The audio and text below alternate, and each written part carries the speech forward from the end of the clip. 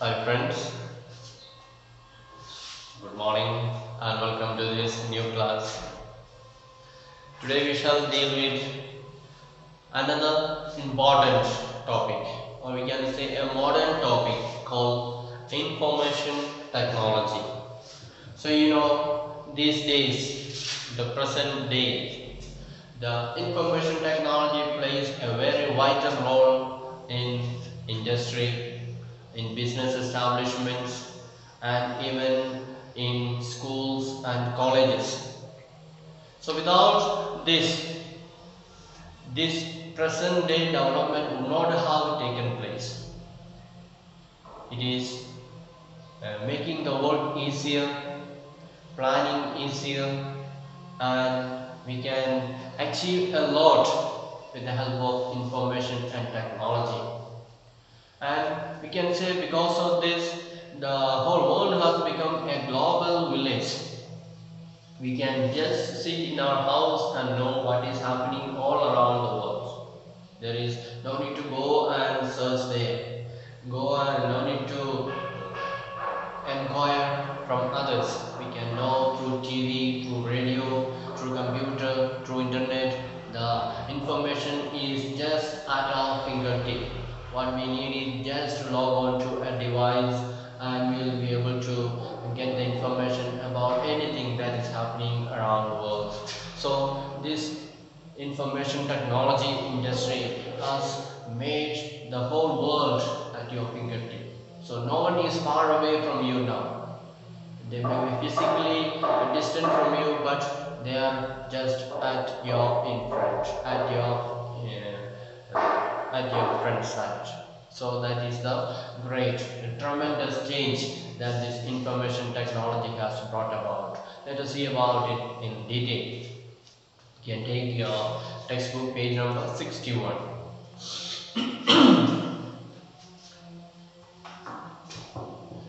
There is an example is given how two people living in different parts of the world, one in India, another one in America, how they are working together for one company. So before we could never imagine that people staying in different place and working for the same company.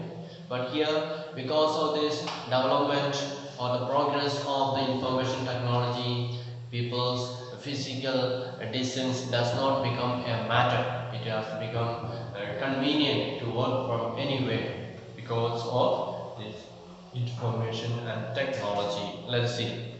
So imagine how could be accomplished if companies could operate on a 24-hour weekday. So every person who works in the companies or factories, we know the normal work time is from 6 hours to 8 hours. Nobody works more than that. So during the day they will be working, then evening the factory will be shut down or the office will be shut down, and following day only it will be working. So 6 hours or 8 hours it will be working, then the rest of the time it remains idle. So if there is a system that can help the factory or the office to function 24 hours a week, so 24 hours, that means no rest. It will be working for 24 hours. Then the production will be more, isn't it? So if in a day, out of 24 hours, one person works only 8 hours, and in another factory, the 24 hours people are working, then they will be producing things 3 times more than this factory that is working only for 6 hours. So 24-hour functioning means the production will be more. So much of advantage is there. So let's see whether it is possible or not.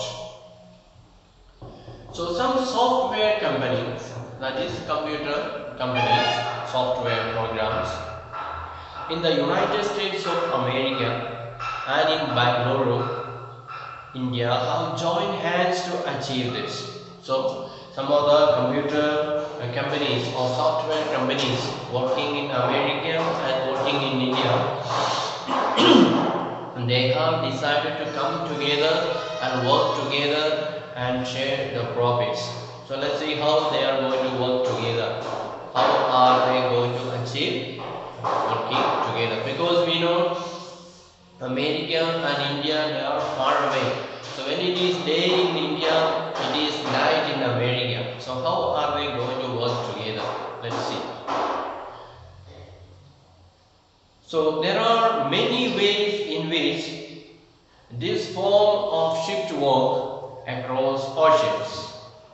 And for example, two software professionals, Danny in Silicon Valley in California and Smita in Bangalore, are working on a joint project.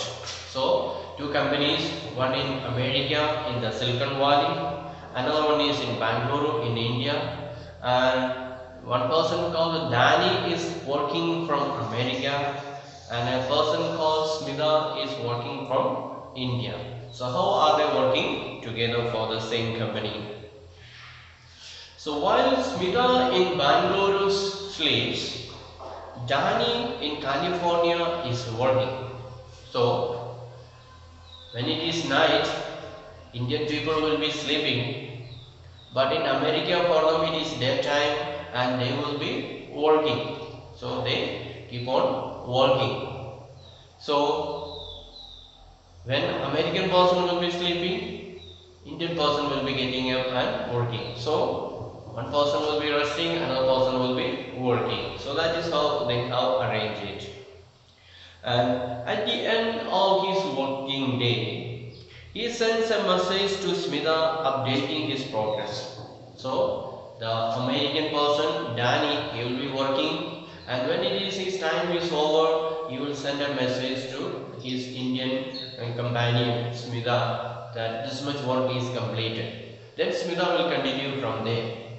Then Smita will work, and after her work she will send a message to Danny that I have completed up to this much. Then Danny will start continuing from there the next day. So that way, as if it is the same person who is working, it is going on. But at the same time, they are not overworking also. They have enough time to rest, and the work is not pending. It is continuously going on by different people. And when she arrives at the Bangalore office, the message is awaiting her. Danny is sending her message that I have completed this much work. And so when she goes to office and opens her computer, this message will be waiting there for her. And she gets to work on that project straight away. So she already understands how much work has been completed by Danny. Then she continues from there. And by the end of her work, she relays the results of her efforts back to California. So just as Danny was doing, Smita also will do the same thing. As she completes her work at the end of the day, she will message to Danny that I have completed this much work. So then Danny will continue from there. And by the way they communicate and work together, it is as if they are sitting in adjoining offices. So the way they are sitting and discussing, sending messages and continuing the work without stopping, it will feel as if they are sitting there next to next, but they are sitting far away from India or from the one office to another. And there is so much of difference, miles and miles away from one place to another. But that distance does not make them to suffer, does not make them to struggle, but as if they are sitting very close by, discussing each other about the work, and it is going on. So that is to show this example how we can do our work. Not necessary that we have to go and sit together in one place, or we have to discuss in one place, or even what we have already completed we can inform to other person and so on. So some 100 years ago we could never think about such kind of facilities, but now for the last 30 to 40 years or more, we can say this information technology has developed a lot and things are available just in front of us. If you put on the TV or internet, we can see all incidents that are happening in other parts of the world. We don't have to go and read the newspaper. We don't have to go and search some other place, but it is just in front of us. As if it is happening just before our eyes, we'll be able to watch TV or internet, and so we can get all the information. So that's a tremendous change that is taking place in the world because of this information and information technology. So let's see how does it work, or what are the importance of this information technology. So the information technology industry deals with in the storage, processing and distribution of information. So what are they doing with this information technology? They do storage,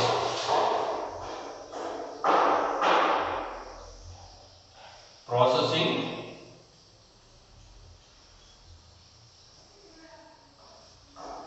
then distribution.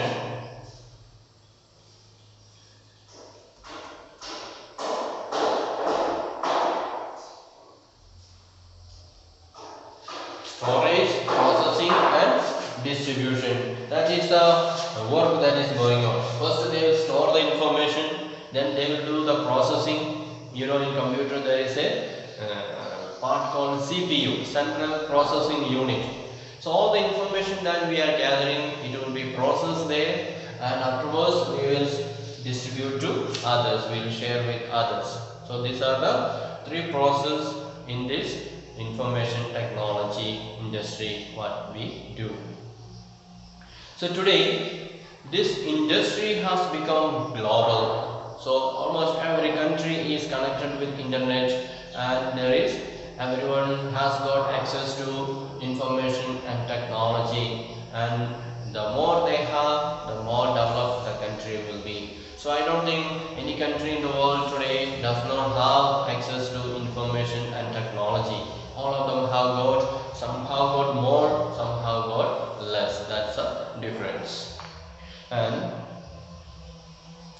this is due to a series of technological, political and socio-economic events.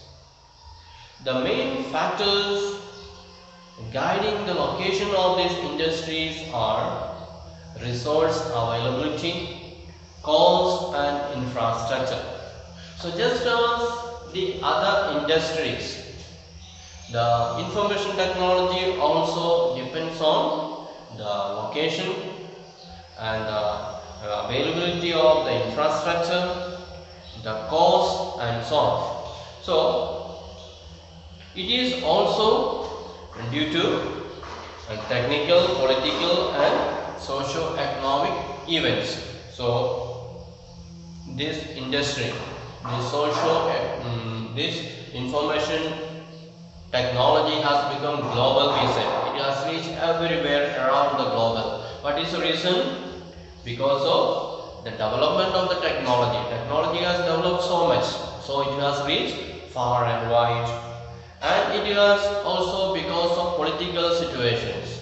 So all the times there was no much communication between one country to another country. Everybody considers themselves as self-sufficient and enclosed, no depending on others, no sharing information with others. Or even people thought of other countries as enemies. They never thought that they are friendly, they may come and attack us. So always they protected themselves and never bothered to have friendly relationship with others. But now the situation has changed. Everyone is mingling with each other. People from one country go and work in other country. People sell their things in other country, buy from other countries. So much of political change has taken place. So much of dependence on each other. One cannot survive with what he has alone. He needs to take from others and give to others. That has become the present day scenario. So because of that also the information technology has developed a lot. And also the socio-economic events have also helped the spreading of this industry. So people have become more open.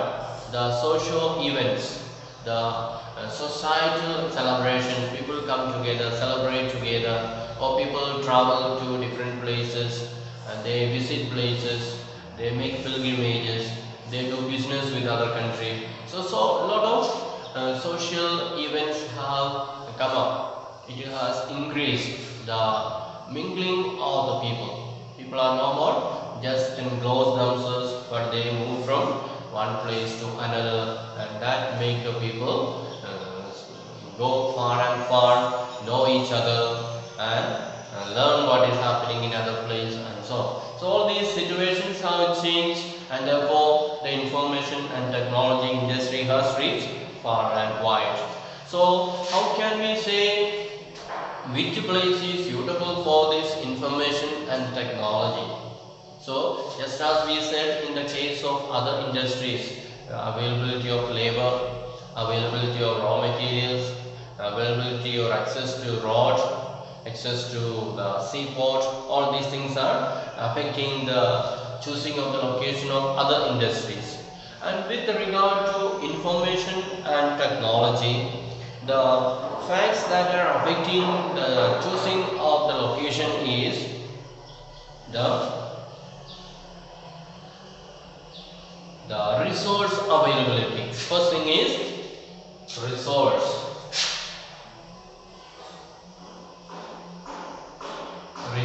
availability. Then second one is the cost.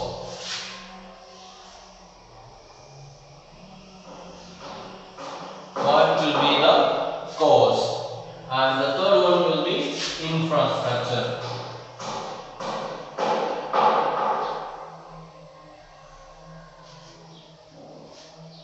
So these are the three things that will influence the decision where to make an information technology, where to set up an information technology center.